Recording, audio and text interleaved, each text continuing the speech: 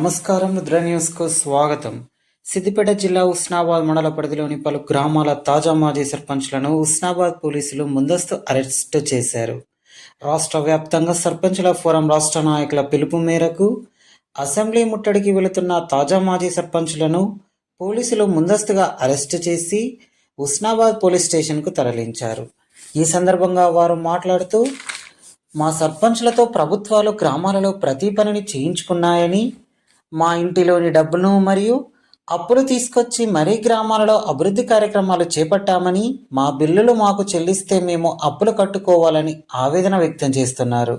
ఈ కార్యక్రమంలో సర్పంచ్ల ఫోరం అధ్యక్షులు మసూదన్ రెడ్డి, పందిళ్ళ తాజా మాజీ సర్పంచ్ తోడేటి రమేష్, మాలపల్లి తాజా మాజీ సర్పంచ్ మల్లయ్య, పలు గ్రామాల తాజా మాజీ సర్పంచ్లు తదితరులు పాల్గొన్నారు. రాష్ట్ర సర్పంచుల ఫోరం అధ్యక్షుల వారి అనుమతితో జిల్లా సర్పంచుల ఫోరం ఆదేశాల మేరకు హుస్నాబాద్ మండలంలోని సర్పంచులందరం ఈరోజు హైదరాబాద్కు చలో హైదరాబాద్ కార్యక్రమం అసెంబ్లీ ముట్టడి కార్యక్రమానికి వెళ్తుండగా హుస్నాబాద్ పోలీసు మమ్మల్ని మార్గ మధ్యంలో అరెస్ట్ చేసి పోలీస్ స్టేషన్లో పెట్టడం జరిగింది. మా సమస్యలపై మేము ఇలా అసెంబ్లీని ముట్టడించుకోవడానికి నిర్ణయించుకున్నాం.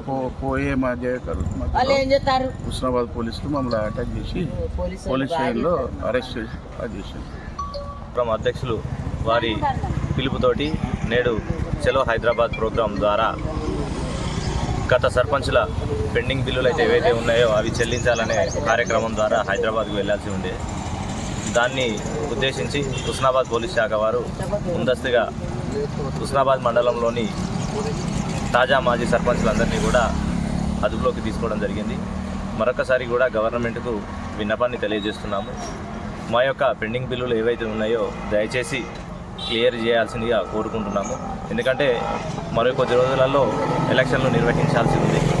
కాబట్టి గ్రామ పంచాయతీలు ఆ గ్రామాల అభివృద్ధి కొరకు చేసిన అప్పులు, ఆ అభివృద్ధి కార్యక్రమంలో జరిగిన అప్పులు ఏవైతే ఉన్నాయో వాటికి మిసిలు కట్టలేక అందరూ కూడా సర్పంచులు అందరూ ఇబ్బందులకు గురవుతున్నారు.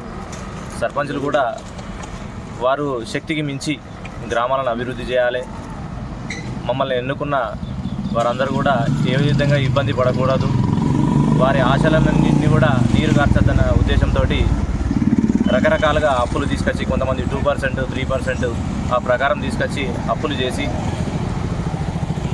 గ్రామ పంచాయతీ బిల్డింగ్లు కానీ, శ్మశాన వాటికలు కానీ, సీసీ రోడ్లు కానీ రకరకాల అభివృద్ధి కార్యక్రమాలు చేపట్టడం జరిగింది.